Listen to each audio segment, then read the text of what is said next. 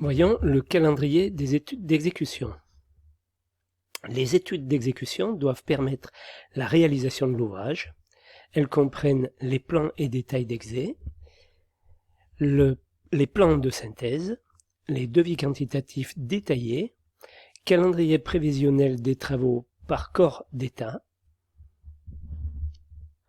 Elles se partagent entre maîtrise d'œuvre et entreprise. Dans ce contexte, elles nécessitent l'établissement d'un calendrier afin d'éviter que l'arrivée tardive sur le chantier de ces éléments ne perturbe l'avancement des travaux. Ce travail relève naturellement de la mission de l'OPC. Principe des études d'exécution. Donc le CCAG Travaux pour les marchés publics distingue deux scénarios pour la réalisation des études d'exé, mais on l'applique aussi en marché privé, pas de souci.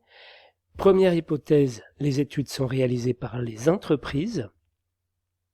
Les plans d'exécution sont cotés et doivent nettement distinguer les diverses natures d'ouvrages et les qualités des matériaux à mettre en œuvre. Ils doivent définir précisément les formes des ouvrages, la nature des parements, les formes des pièces de tous les éléments et les assemblages, les armatures et leur disposition. Ces documents sont datés, identifiés et authentifiés. S'ils sont transmis sous forme électronique, les documents doivent être sécurisés, identifiables et interopérables avec les logiciels prévus au marché. Donc sous forme de PDF ou de logiciels du genre pour le BIM.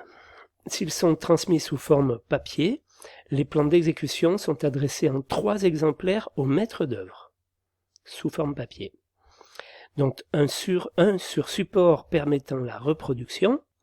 Les plans sont soumis pour visa au maître d'œuvre qui dispose d'un délai de 15 jours pour les délivrer.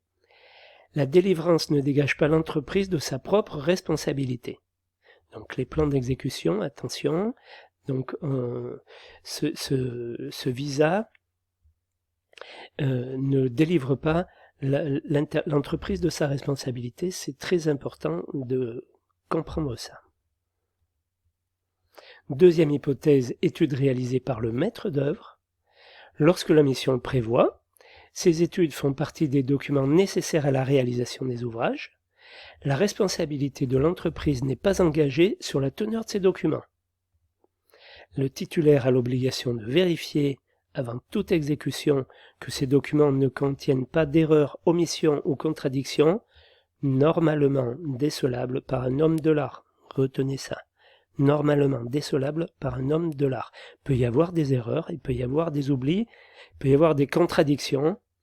Quand elles sont normalement décelables par un homme de l'art, l'entrepreneur en fait part au maître d'œuvre. Si ce n'est pas normalement décelable, il ne peut pas le deviner, donc on ne pourra pas faire un recours contre lui. Il doit les signaler immédiatement au maître d'œuvre par écrit. Alors les intervenants qui participent aux études, alors il y a ceux qui établissent les plans, c'est l'équipe de maîtrise d'œuvre, architecte et bureau d'études de structure, bureau d'études techniques, les entreprises et leurs sous-traitants,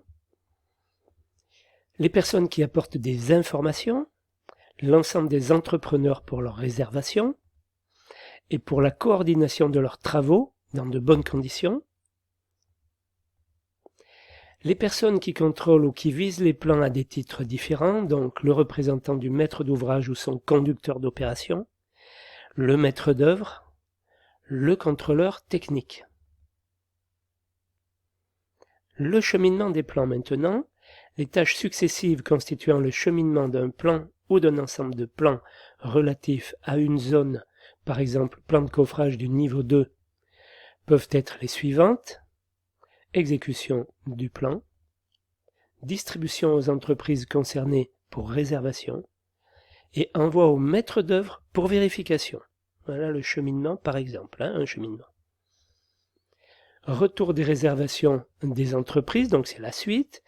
Correction du plan d'origine, envoi au contrôleur technique, retour des observations du maître d'œuvre et du contrôleur technique, intégration de ces observations, diffusion du plan aux intéressés, atelier de coffrage, entreprise de gros œuvres, chantier,